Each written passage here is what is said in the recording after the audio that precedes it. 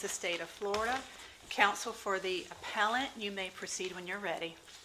Thank you, Your Honor, and may it please the court, I'm Phil Padovano, counsel for the appellant, Denise WIlliams. With me at counsel table is Ethan Way, who served as trial counsel in this case. I'd like to reserve 4 minutes for rebuttal. In the time that we have together today, I hope to discuss with you the sufficiency of the evidence to convict Ms. Williams as a principal to the murder committed by Brian Winchester. And also, time permitting, the trial judge's decision to send to the jury the principal and the accessory charge at the same time with the option of convicting her of both of those. We believe that was an error, and I hope I'll have a minute or two to explain to you why. Let me begin with the applicable test for principal. The Supreme Court said in the leading case of Staten versus State, in order to be guilty as a principal for a crime physically committed by another, one must intend that the crime be committed and do some act to assist the other person in actually committing the crime. So to frame the issue, what we're talking about here, what the Supreme Court is talking about here, is not what is needed to plan a crime, not what is needed to cover up a crime. Those are different offenses. But what is needed to prove that somebody was a principal to a crime. Now, in that case, though, wasn't that language dicta by the Florida Supreme Court? I believe it was dicta in that case, but I don't believe it's dicta in your case of Ammons v. State, which followed that case, because in Ammons v. State, you may recall it was an opinion written by Judge Thomas, then Chief Judge Thomas, who said that the evidence, he cited the rule in Staten, just the way I did, and he actually emphasized the words, commit some act. He actually, that was his emphasis. Right. Wasn't the emphasis with that case is we don't have any facts to frame the issue. So we don't know if the issue was whether it was a verbal act that was sufficient or if it needed to be some sort of physical act. We don't, but what we do know is that Judge Thomas said that the evidence was sufficient to show that the defendant in that case had an intent to that the crime be committed, but that there was no act. He actually said there was no act. That was the reason the court reversed the case. Well, assuming we agree with you that that's part of the holding of Ammons, is that in conflict with the plain language of the principal statute? Is there anything in the statute that requires a specific act? That's a good question. Thank you for asking, and I think it's something the court should consider. The statute does say, let me see if I can get the exact language, counsels. It uses the word counsels, and I have said in our brief that we concede that the statute is more broadly worded than the rule as stated in Staten. But here's the thing. The Supreme Court had the benefit of that statute. The Supreme Court quoted that statute in full in the Staten opinion. So they've interpreted it. They weren't unaware of the statute. And by the way, at the time of Staten, the statute was verbatim the same as it is now. And so the court has interpreted it to require an act, not only an act, but an act in the assisting in the actual commission of the crime. I take your point about the wording of the statute. I think that's an interesting question if the court were to certainly to disagree with the way the Supreme Court has interpreted. There's a procedure for that. Well, I think we resolved that the Supreme Court's language was dicta in that particular case, and it does seem to me that the plain language of the statute is consistent with the standard jury instruction. So could you address that point? I mean, how is the jury instruction inconsistent with the text of the statute? I don't believe that it is, but I think it is inconsistent with every holding on this of every case on this issue. We have said in our brief that there has never been a case in Florida where somebody was convicted as a principal based on a verbal act. First of all, verbal act is kind of an oxymoron, but there's never been a case. Now, I didn't outline all of the cases in Florida, but what I did do in the brief is I outlined all of the First District Court of Appeal cases. Every single one of those cases involves an act. And that is consistent with our common understanding of what a principal is. It's somebody who drives a getaway car, somebody who serves as a lookout, somebody who offers a gun. Or someone who, over the phone, directs individuals where to go in a house to commit a crime. Yes, and I think that's an act. I mean, I think he was, in that case that they cited, that man was standing outside at the scene of a crime. He was conducting the actual crime on the phone in a 39-minute telephone call. So I think that is an act. Yes, he spoke words. So can you focus on, the theme in these questions is, and you indicate verbal act is an oxymoron in a way, or it's like red-green. Right. What is an act to you, or make the distinction between something that's verbal and something that's an act? Well, I think something that you say is verbal, and I guess there are. I mean, I said that not too facetiously. There are some things as verbal acts. I think child abuse cases. We could have a situation where the crime itself involves a statement, let's say perjury. Obviously, you can't commit perjury without speaking a lie.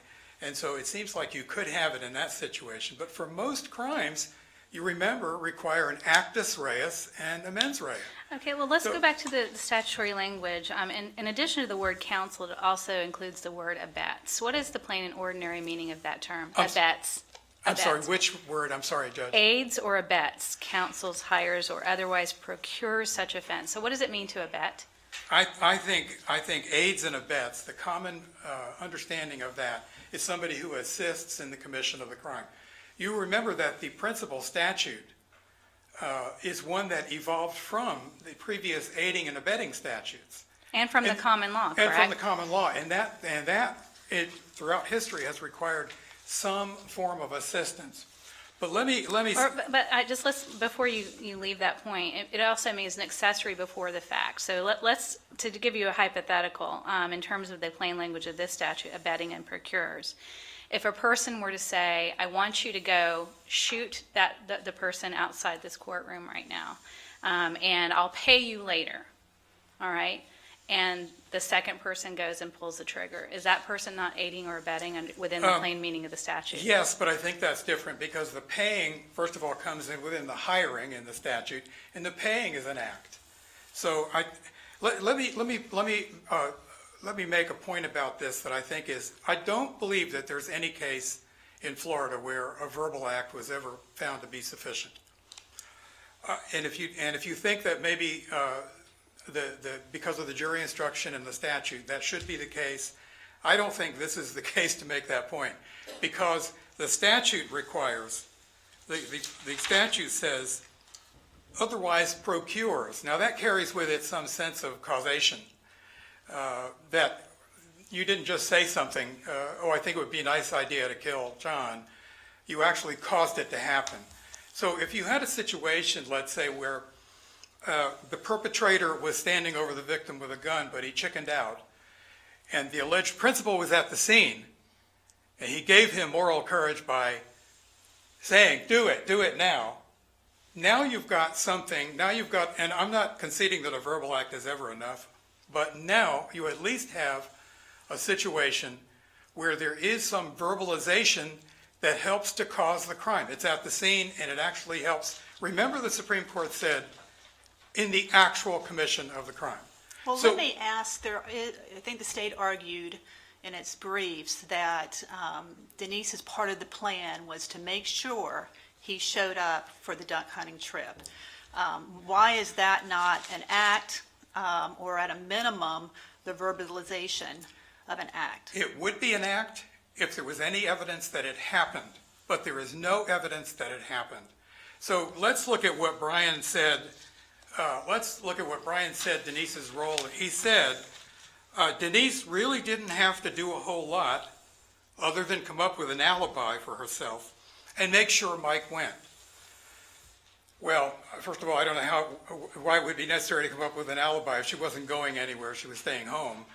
But there's no evidence that she came up with an alibi for herself, and there is no evidence whatsoever that she ensured that he go hunting that day. The idea was the trip on December 16th was planned between Brian and Mike exclusively. So that is not an act. I mean, it would have been an act. I think it would have been an act, but there's no evidence of it. But Sorry, go ahead. didn't the evidence also show that December 16th was a date that the victim planned to take his wife out for an anniversary date, correct? Right. Right, and so there was evidence that that plan changed, and it changed, that was based on testimony by Mr. Winchester, correct? The plan changed? The plan to go out to Apalachicola the evening of December 16th. That plan, I don't believe, changed. The first trip was December 9th, and that one didn't come off. But is that what you're referring to? No, I'm referring to the fact that the victim and the defendant had plans to go Oh, out the yes. evening of the Yes. 16th. So Yes. certainly, there's some testimony by Mr. Winchester to make sure that he went duck hunting that same day that they planned to go out of town, correct? That's right. Right, why was that not legally sufficient to go to the jury? Well, first of all, the duck hunting was at 4 in the morning or something. They got back before normal people even get up. They weren't going to Apalachicola until later that afternoon. It takes 90 minutes to drive there. So I don't think there was any question. I mean, I guess maybe you could say, well, they were going to Apalachicola, ergo Denise must have given him permission, ergo that is somehow assisting in him going hunting. But respectfully, I think that's stacking a lot of inferences on top of a lot of inferences. She didn't do anything. He planned that trip. He planned that entire trip on his own. We don't know what she did. We don't know if she objected and he went anyway. We don't know what, if anything, she said to him. We don't even know if she was awake when. So, I mean, I think you'd have to do a whole bunch of inferences to get to that point. I know I'm into my rebuttal time. Let me just briefly mention this other point because I think it's very important. We have Florida Supreme Court cases that say this is a reversible error. I don't see how the state gets around this. I mean, they didn't, by the way. They didn't even address it in the compelling brief. election. Yes, I'm sorry. I'm sorry. The motion to compel an election, yes. We know that principal and accessory are inconsistent with one another. They're mutually exclusive. We know that. We know that from a series of Supreme Court cases that we cited, that if you have mutually inconsistent cases, the defendant has a right to compel an election between those and not to be forced to go to trial for both at the same time if you make a timely motion. We also have a host of cases where the crimes at issue in this case were at ip, and the remedy was simply to vacate one That's of the correct. convictions. And That's I understand in those cases there wasn't a discussion about motions to compel, but why is there a difference? Well, the prejudice is the same. Respectfully, I don't think it is the same because there was no motion to compel in those cases. The argument was made in all those cases for the first time on appeal, and the court has no choice but to vacate one of those because the convictions are inconsistent with one another. But the Supreme Court has said that if you make a timely motion to compel an election at the close of the evidence presented by the state, you have a right to that, and if the charges are mutually exclusive, that the failure to do it is reversible error. Well, And I I've guess cited- my question is, how is the prejudice to the defendant any different in the cases where a motion is filed and in the case where one is not? If you're going to say that just vacating this, if you're going to say that vacating the conviction is enough, after all, no harm, no foul, you vacated it, what would the point be of having a motion to compel an election? There would be no point in it. You would be basically saying the Florida Supreme Court says a defendant has this right, but it doesn't really mean anything because the state can load up a bunch of charges, send it to the jury, let the jury do like a smorgasbord, pick the one they want, and then the state can come back in and say later, oh, well, I'm going to vacate this one. By the way, the least serious one. I don't know why they have the right to do that. I asked them to make an election when the case went to the jury. It seems to me they forfeited the right to elect which one it would be afterwards. Yeah, But no, they were. Mr. Padovano, I I'm going don't- to give you some more time. I will because appreciate these are- that, and These are important questions, Yes. and I know I have another question, and my colleagues Okay. may as well. But on this issue, I thought it was interesting. The Florida Supreme Court cases you rely on are dated from the 40s, and there's They are. very few cases cited after that. And I'm curious to know what the reason is. You would think that if this really is a general principle that's transferable to principal and accessory after the fact, it would have come up before now. Well, I'm going to tell you what an appellate judge, lawyer should probably never say. I don't know the answer to that question. But what I do know is I think you have to follow Supreme Court precedent no matter how old it is. And I will say that